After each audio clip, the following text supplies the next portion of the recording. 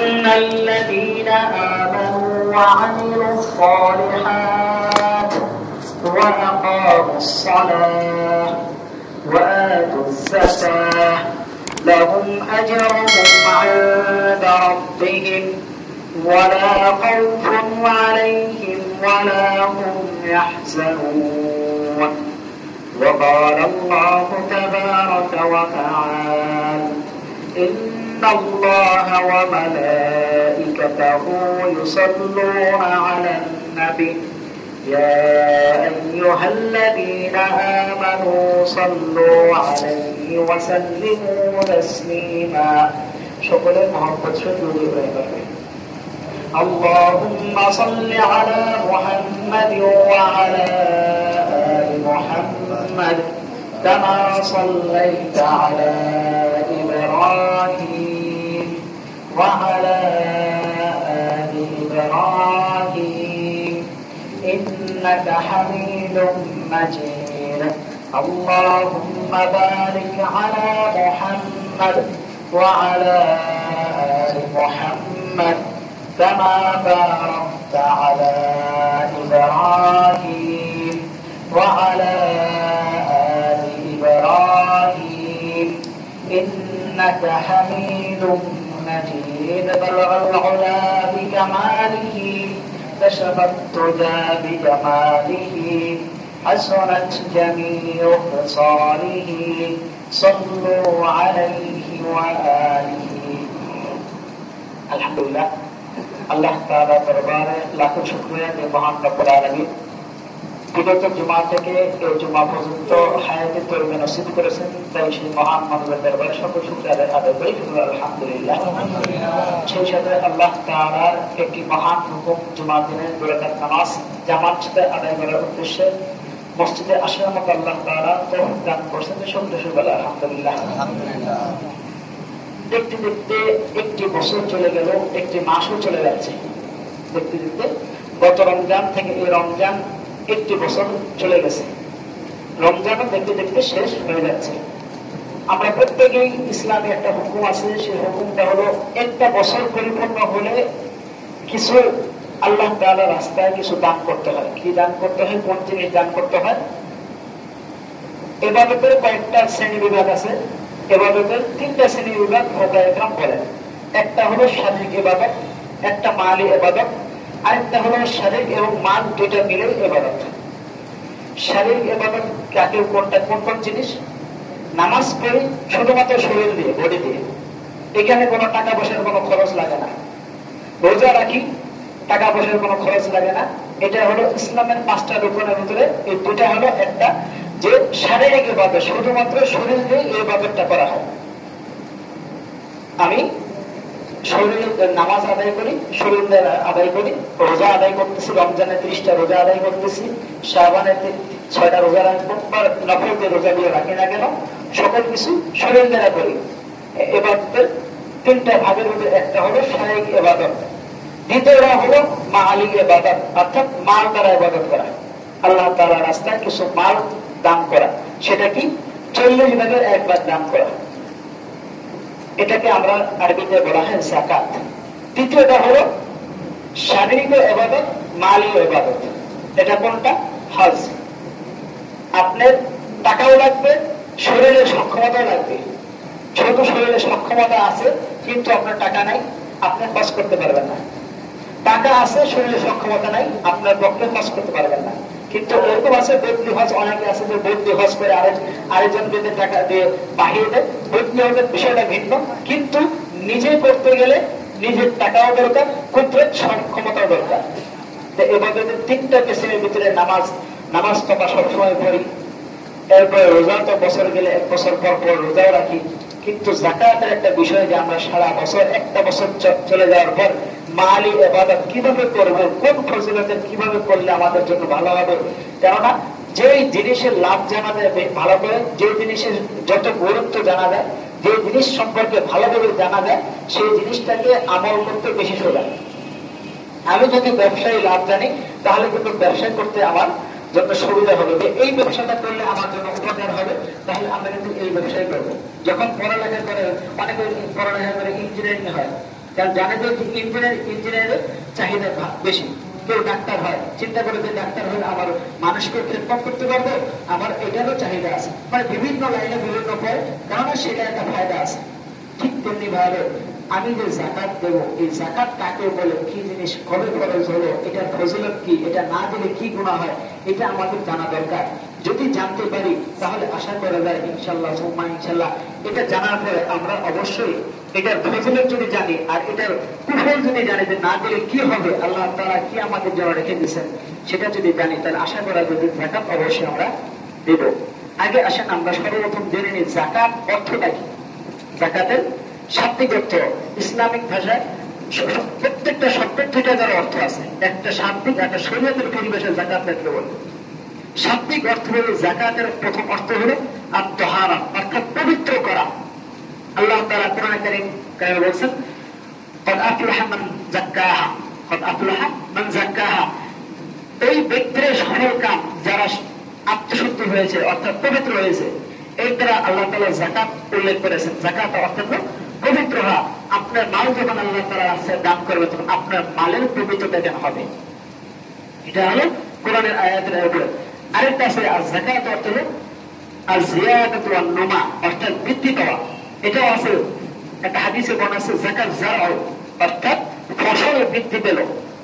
জাকাতের আরেকটা অর্থ হলো বৃদ্ধি পাওয়া, অর্থাৎ আপনি যখন স্বাভাবিকভাবে যদি আপনি মনে করেন যে আমি জাকাত দেওয়ার কারণে আমার মাল কমে গেল, কিন্তু না, আল্লাহ তাআলার দরবারে আপনার জাকাতের যে মাল আছে সেটা বৃদ্ধি পেয়ে যাবে। দেখবেন আপনি এই বছর জাকাত দেবেন, সামনে বছর আরো বেশি জাকাত দেওয়ার ক্ষমতা আল্লাহ তাআলা আপনাকে দিয়ে দেবেন, কারণ আপনার মাল আল্লাহ তাআলা বৃদ্ধি করে দেবেন।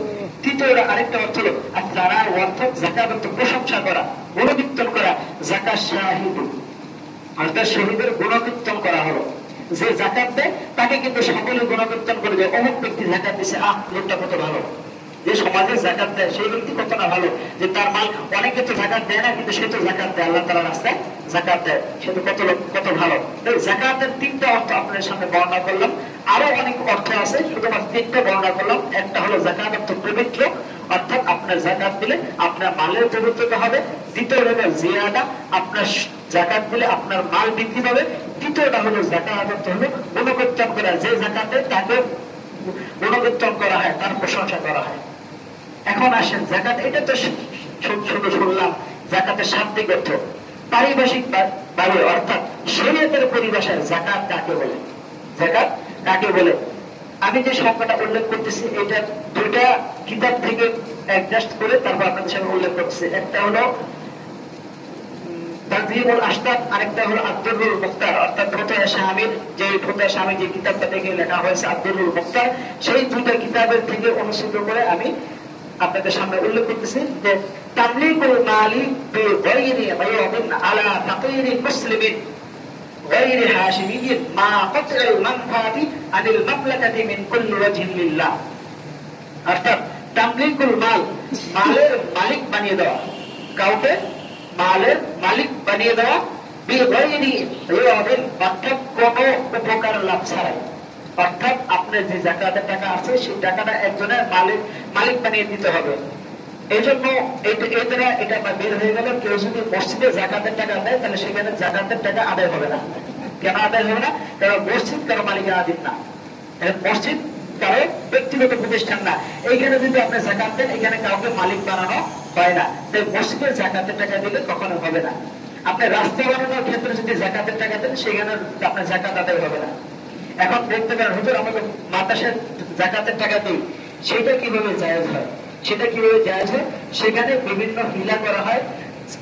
যে টাকা জাকাতের যে টাকাটা দেওয়া হয় সেই টাকাটাতে ছাত্রদের খাবার খরচ, ছাত্রদের আনুষঙ্গিক বিষয়টা এখানে খরচ করা হয়। এই কারণে সেই ক্ষেত্রে মাদ্রাসার জাকাতের টাকা দিলে সেটা আপনার জন্য বৈধ হবে।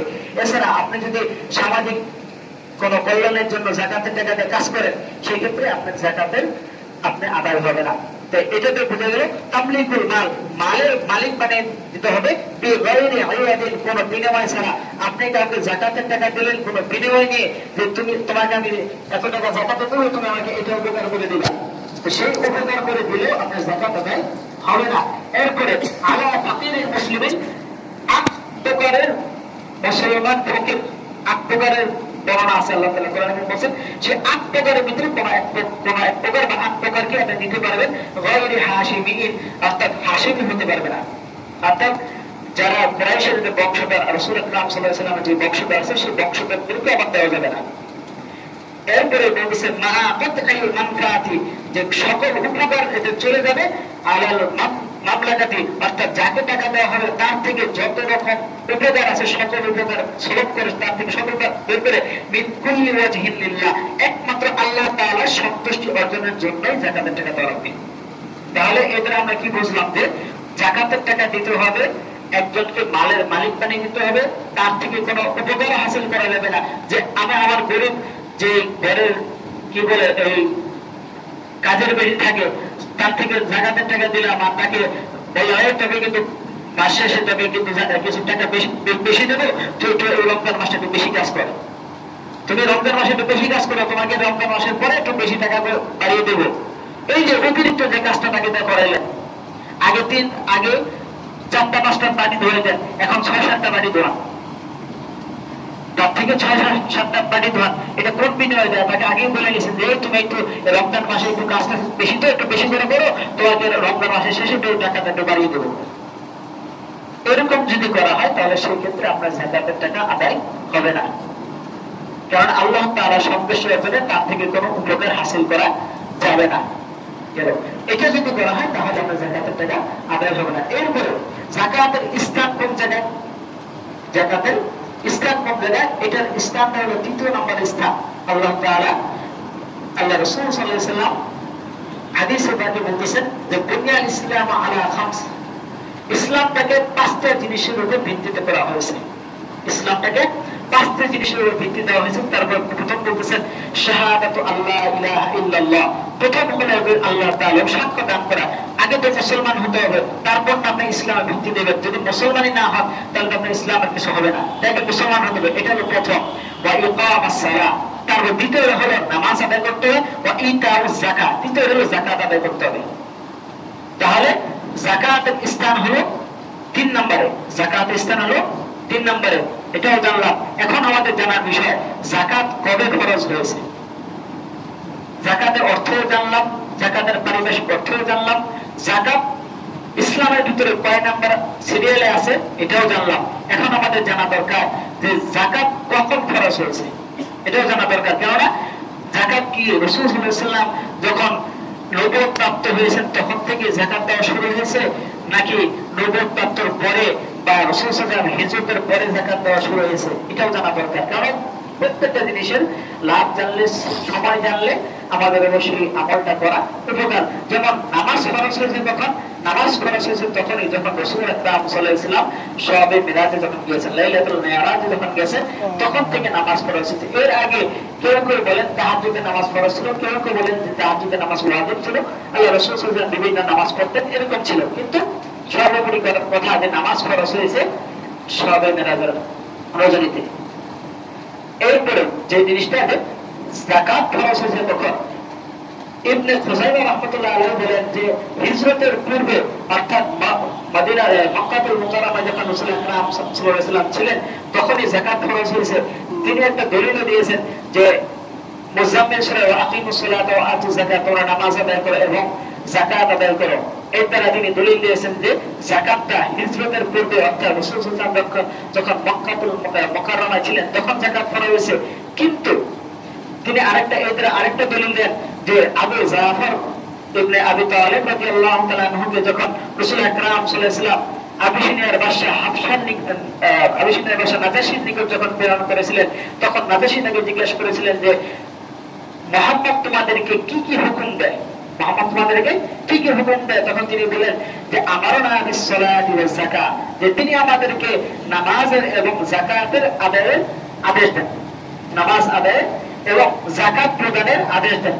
এর থেকে বোঝা যায় যে যাকাতটা হিজরতের পূর্বে খরচ হয়েছে।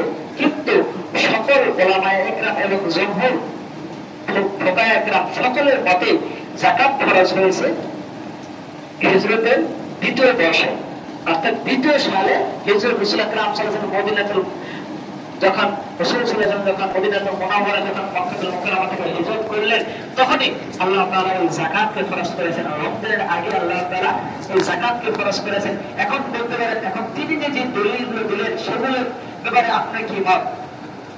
যে আবু জাফর রাদিয়াল্লাহু তাআলা বললেন যে যাকাতের আদেশ করেছে আল্লাহ তাআলা, তাহলে তো হিজরতের পূর্বে যাকাত ফরজ হয়ে গেছে।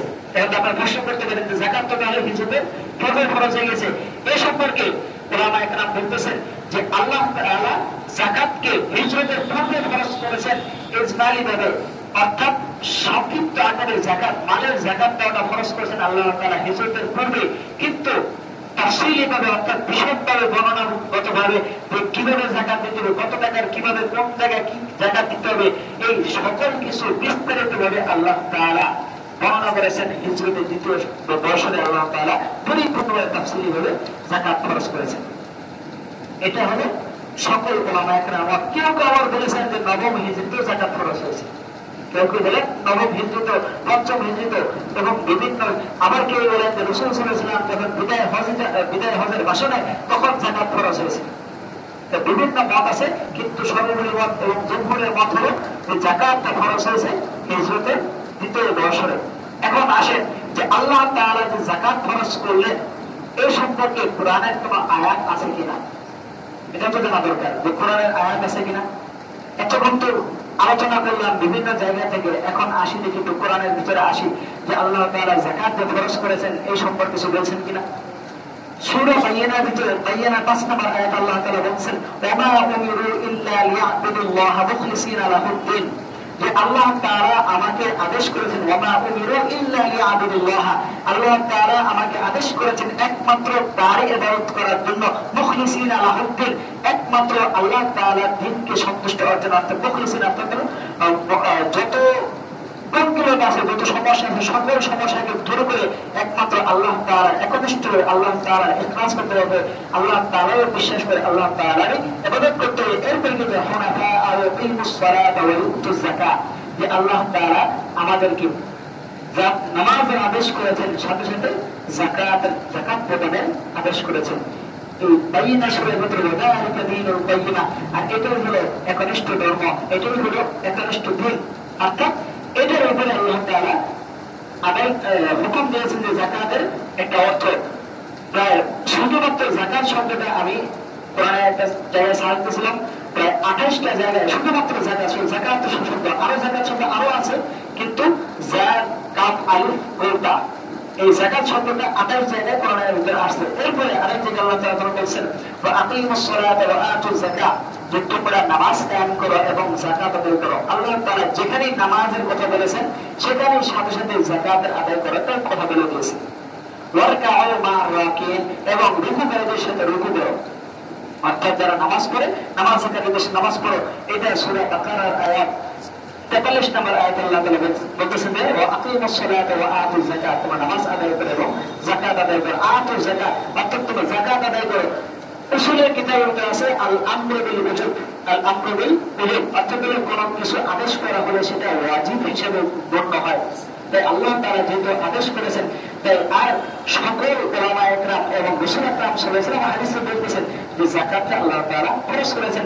এই সম্পর্কে আল্লাহ রাসূল সাল্লাল্লাহু আলাইহি ওয়াসাল্লাম বলতেছেন যে আবু উমামা রাদিয়াল্লাহু তাআলা বলেন যে রাসূল সাল্লাল্লাহু আলাইহি ওয়াসাল্লাম বলেন ফি হাজ্জাতুল ওয়াদা, অর্থাৎ শেষ হজ রাসূল সাল্লাল্লাহু আলাইহি ওয়াসাল্লাম হজ্জে ওয়াদা যেটা বলা হয়, রাসূল সাল্লাল্লাহু আলাইহি ওয়াসাল্লাম বিদায় হজের সময় তিনি ভাষণ করতেছিলেন ইত্তাকুল্লাহা, তোমরা আল্লাহ তাআলাকে ভয় করো, ওয়াসাল্লু খামসাকুম, এবং তোমরা 5 ওয়াক্ত নামাজ পড়ো, ওয়াসুমু শাহরাকুম, এবং রমজান মাসে রোজা রাখো, ওয়া আদ্দু যাকাতা আমওয়ালিকুম, এবং আদ্দু অর্থাৎ তোমরা তোমাদের মালের যাকাত আদায় করো।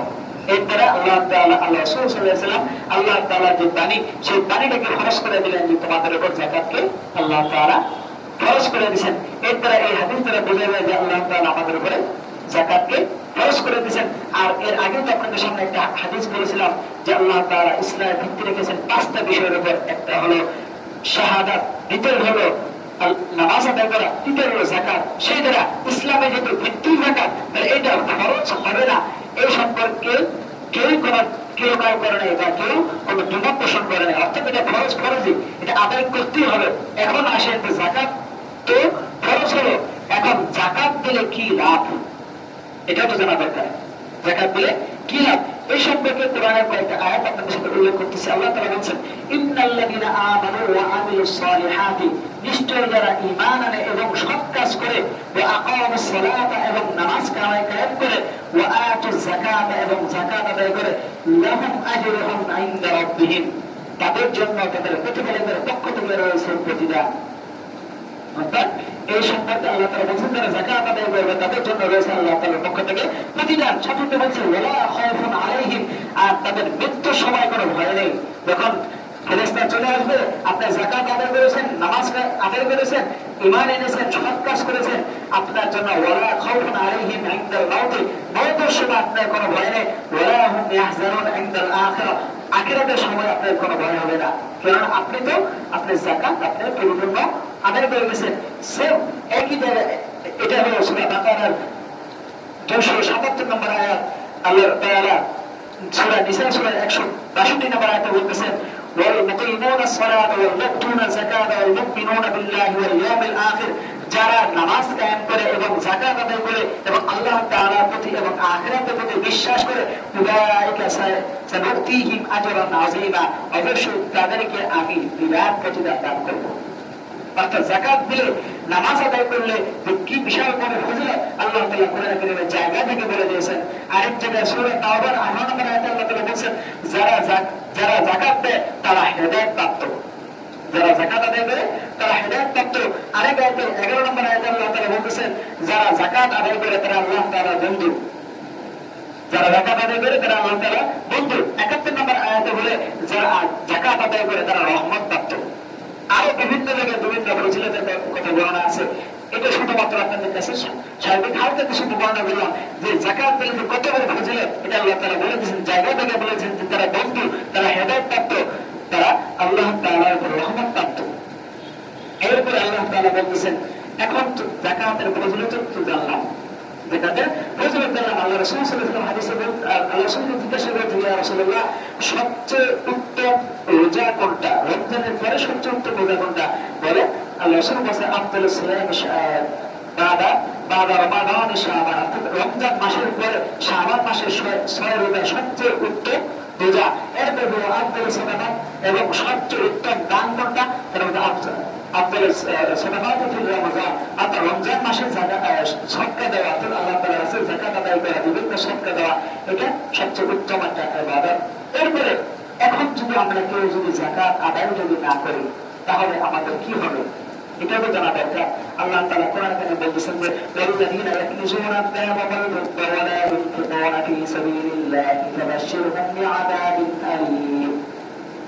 আর যারা ইয়াকনিজুনা আয-যাহাবা ওয়াল ফিদ্দা, যারা স্বর্ণ রৌপ্য সঞ্চয় করে, ইয়াকনিজুনা সঞ্চয় করে, যারা গচ্ছিত রাখে, ওয়ালা ইউনফিকুনাহা ফী সাবিলিল্লাহ, আল্লাহ তাআলার রাস্তায় দান করে না, ফাবাশশিরহুম তাদেরকে সুসংবাদ দেন বিআযাবিন আলীম, অর্থাৎ যন্ত্রণাদায়ক আযাবের সুসংবাদ দেন। যন্ত্রণাদায়ক আযাবের কি কখনো সুসংবাদ হতে পারে? আপনাকে যদি বলে যে আহা তোমাকে আমি 10টা পিঠা দেবো, আহা হাসতেছে 10টা পিঠা দেবো, এটা কি তাকে সুসংবাদ দিলাম নাকি দুঃসংবাদ দিলাম?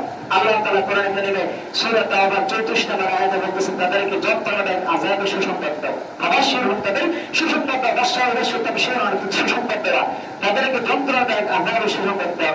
এরপরে আল্লাহ তাআলা বলছেন ইয়াওমা ইউহমা আলাইহা ফী নারি জাহান্নাম ফাতুকওয়া বিহা জিবাহুহুম ওয়া জুনুবুহুম ওয়া যুহুরুহুম হাদা মা কানাস্তুম লিআনফুসিকুম ফাযুকূ মা কুনতুম তাকনিজুন। যারা এই সম্পদ গচ্ছিত করবে আল্লাহ তাআলা কাল হাসরের ময়দানে কাল হাসরের ময়দানে ইয়াওমা ইউহমা, সেদিন কাল হাসরের ময়দানে ইউহমা অর্থাৎ সেগুলো গরম করা হবে, সেগুলো তাপ দিয়ে গলানো হবে। ইউহমা ফী নারি জাহান্নাম, জাহান্নামের আগুন দিয়ে সেগুলো গলানো হবে, গলিয়ে ফাতুকওয়া বিহা সেগুলো দিয়ে ছেঁকা দেওয়া হবে, সেগুলো দিয়ে ছেঁকা দেওয়া। কোথায় কোথায়? কি জোরের উপরে জিবাহুহুম ওয়া জুনুবুহুম, গালে, ললাটে, পাজরের হাতিতে, বিভিন্ন জায়গায়, পিঠের ভিতরে সামনে পিছনে যত জায়গা আছে বিভিন্ন জায়গায় জায়গায় এটা জাকাতের টাকা পয়সা দিয়ে জায়গা দেওয়া হবে। 40 টাকায় 1 টাকা দিতে বলছিলাম, দিলা না, নাও আজকে তোমারটা খাও। আল্লাহ তাআলা বলছেন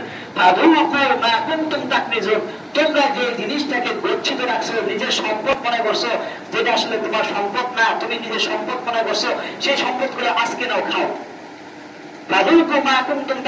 নাও, আজকে তোমরা তোমাদের সম্পদ রক্ষণ করো। করতে পারবেন? জাহান্নামের আগুন দিয়ে ছেঁকা দেওয়া হবে। হাদিসে তো এটা তো আসছে কোরআনের আয়াতে যে আল্লাহ তাআলা এটাকে ছেঁকে দেবেন। আল্লাহ রাসূল সাল্লাল্লাহু আলাইহি ওয়াসাল্লাম কি বলতেছেন দেখেন।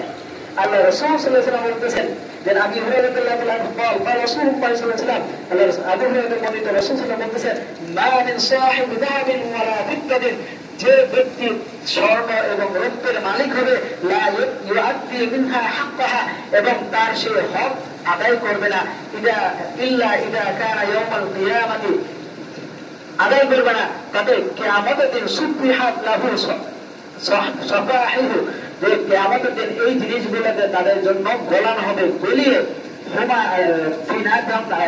আগুনের জিনিসটা গলানো হবে। গলানোর পর এইগুলো তার অঙ্গের অঙ্গের যখন ছেঁকা দেওয়া হবে, সেই ছেঁকাটা দেওয়ার পরে 50,000 বছর, হাদিসে আসলে সময় শেষ, 50,000 বছর ছেঁকা দেওয়ার পর 50,000 বছর সেটা ঠান্ডা করা হবে। ঠান্ডা করার পর আবার সে 50,000 বছর আবার দেওয়া হবে। এত ছেঁকার এত তাপ হবে যে 50,000 বছর শুধু সময় লাগবে। যে এটা আল্লাহ রাসূল বলছেন যে আলফা সানা, অর্থাৎ 50,000 বছর লাগবে শুধুমাত্র সেটা ঠান্ডা হতে।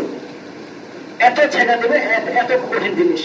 যদি কেউ যাকাত আদায় না করে, এখন সময় সংক্ষিপ্ত শেষ করে বলে যে যাকাত কাদেরকে আদায় করবো। যাকাত আদায় করতে হবে ফকির মিসকিন, আমরা সকলে জানি যাকাত কাদের আদায় করতে হবে। কত টাকা আদায় করতে হবে? 1 বছর যদি 1 বছর হয়, 52 ভরি রূপার সমপরিমাণ যদি কারো কাছে টাকা থাকে, 900 টাকা হিসেব করলে 42,000 বা 43,000 টাকা। যদি কারো কাছে যদি 1 বছর পর্যন্ত যদি থাকে, যে গত বছর থেকে এই বছর পর্যন্ত আপনার কাছে 42,000 টাকা বা 42,000 টাকা আপনার কাছে ছিল, তাহলে 40 টাকায় 1 টাকা, অর্থাৎ 100 টাকায় 2.5 টাকা আল্লাহ তাআলার রাস্তায় দান করতে হবে। কাদেরকে দান করতে হবে? ফকির মিসকিনদেরকে আল্লাহ তাআলার রাস্তায় দান করতে হবে। এখন আর যদি কারো যদি শুধু রূপা থাকে তাহলে 52.5 ভরি, আর যদি শুধুমাত্র যদি কারো স্বর্ণ থাকে তাহলে 7.5 ভরি।